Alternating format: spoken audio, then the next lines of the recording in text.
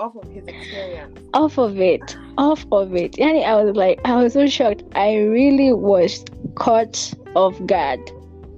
But the worst thing is like going on social media and seeing like people saying, "Actually, do this to me. I'm grown and I would like it." Like, yeah. When that documentary came out, like I just went on social media to look at things, and people are like, "Do it to me. I can be your victim. I can dress up like a little girl. Vitu wild, kabisa." I'm like, yo. People slow down. Sick. Yo, I really, especially when such cases come out, people are so quick just to tweet anything, to chase clout with the hashtags and such scenarios, because there was a hashtag Me Too. Which ones are for clout? Which ones are for real? And it pisses the whole agenda off, because it's like, Sasa, which one do we trust? Which one do we believe? And that's what I hate about clout, this thing called clout, because it really diminishes. True, it takes away the importance of the hashtag or the conversation in the first place. Because I really don't. I saw people jumping on the hashtag, and I was like, there are people who are actually out here really damaged with PTSD, with anxiety, and people are really feeling, like they have low self-esteem, and you are out here chasing clout because you are on the greener side just because you can. It's really not fair. It's disrespectful to the movement. Yep, and especially if you've not had people creeping up on you. You know how people just creep up on you because you're a woman, you're a girl, or you kuna venye tu unakaa, people can creep up on you with no regards.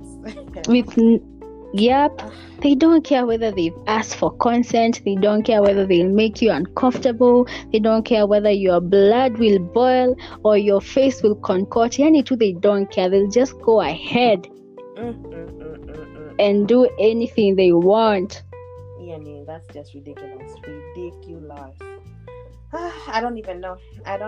Right now, I'm reading some stats about all of this, and it's just the lockdown is increasing the sexual offenses just because people are able to, like people are home, people are able to even spy and watch your movements and watch your routine even more now.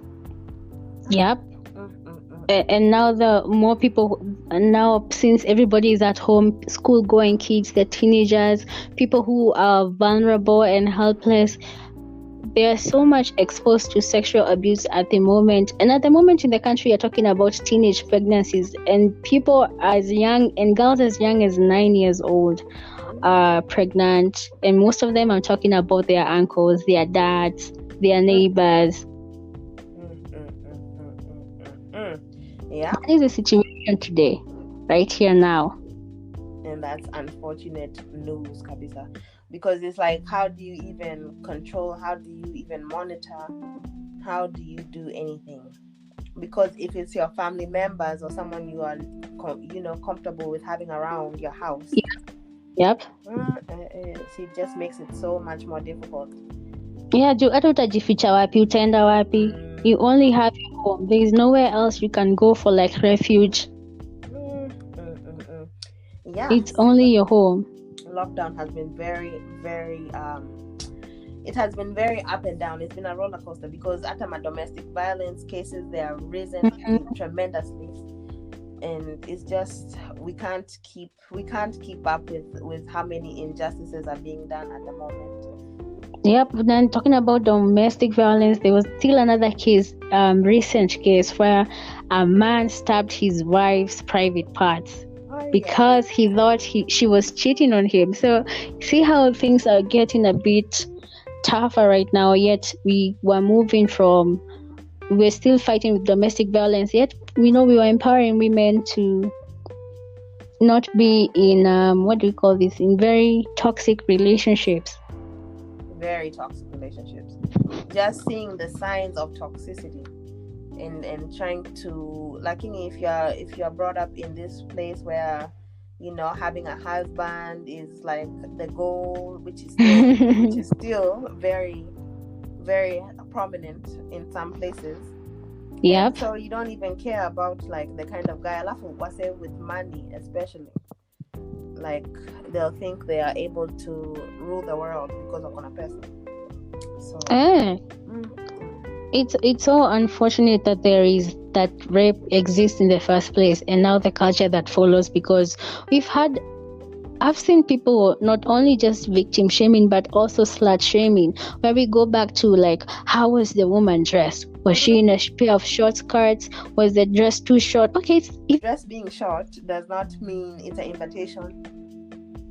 It's not. Yep, it's not an invitation. And I've been to events where I've seen people taking advantage of such cases. I mean, of a woman who's like, you've dressed in a short skirt or a short dress in a pair of shorts, or you just like worn a bralette on top, and anytime and at the slightest moment there is a commotion. At the slightest moment there is a commotion, ama the event kumeja sana, you'll see people to start groping each other, whether there is consent or not. You see people to starting to grope each other of ule kale kadem kenye kalikuwa kamenge huku with a cabriolet with nose aku amejifunika. At the slightest moment kuna commotion. Bas, we have consent to do anything we want. One with the short dresses, you can see someone just rubbing nini na kamkono slipping up the dress. Yep. How dare you? And some of these things are so disgusting, and we keep on seeing them, because I really don't even have a problem if it's a couple and they are doing their thing, whether we are in an open place or not. You do your thing. I won't like sita kunyamazisha ama kukwambia uende place ingine. But now when it comes to lacking consent and forcing yourself on people, because tumeona hizo scenarios where people are clubbing and there are these people who don't even come in with their girlfriends, they're just hopping on anybody, groping anybody. And because actually there are maybe celebrities, actually these are just regular people, but the celebrities especially, so you can imagine. It's so crazy. Wild. But it's crazy. If a girl likes to express herself by wearing a nice tight dress or something, and make herself feel sexy, akuna, like there's no reason why she should feel shamed if something happened to her because she had on this provocative outfit. Like we don't. That thing is so crazy. Like once they start factoring, and how much alcohol did you drink? That's when they start throwing the case away. Finding to throw the case away. So what do we have as a solution? What can we provide? I know there's, of course, what I was watching when I was watching that interview that we were discussing. That lady was talking about when she went to the doctor, they didn't even have enough rape kits, and they didn't provide her one. And I was just thinking, like, why are there not enough rape kits in the hospital? And like, why are they not more handy? And that's something that I was thinking about. I remember this time when I was back in college, and I did a story on, I think, rape culture, and because in the rape kit they provide the post. It's called PEP. They provide PEP. Okay. For the for AIDS. Yep. And then later on, so over the years, the drug itself has been lacking in hospitals, yet it's a free drug. So following up, it emerged that there are women are going to hospital claiming that they have been raped, so that they get the medicine, and then they use the medicine to brew some local beer.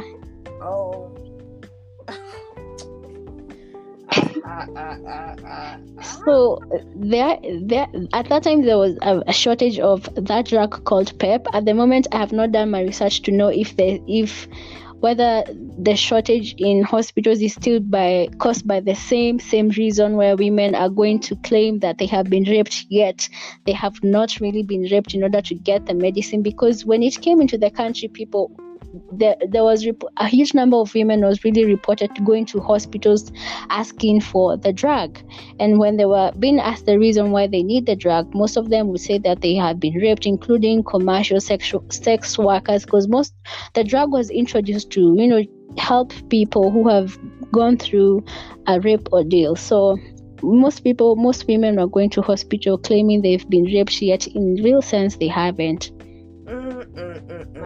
People are taking it away for beer.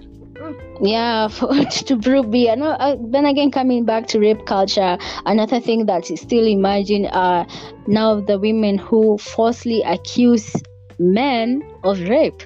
Because sasa inafanya you can't even know what is what. You just have to wait for an investigation to happen. Wow. Yeah. So that's what I'm saying. That's down to the medicine being falsely used, and everything else, and the false accusations and the false nini. It's so much cloud and so much confusion that it always takes away from the bigger picture here.